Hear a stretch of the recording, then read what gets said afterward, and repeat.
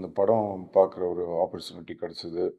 மாரி சார் நீங்க படம் பார்க்கணும்னு சொன்னாரு. படம் பார்த்தேன். ஃபர்ஸ்ட்டு பொதுவா என்னன்னா, எனக்கு ராம் சார், டைரக்டர் ராம் ரொம்ப ஒரு நெருக்கமான ஒரு நண்பர். ப்ளஸ் அவர ரொம்ப பிடிக்கும். அவருடைய ஒர்க். ஸோ அவர் சொல்லிட்டு இருப்பாரு மாரி அவர பத்தி நெறைய பேசியிருக்கோம் நாங்க. அவருடைய இந்த வளர்ச்சி வந்து உண்மையிலேயே ஒரு ஆச்சரியமான ஒரு வளர்ச்சியா இருக்கு.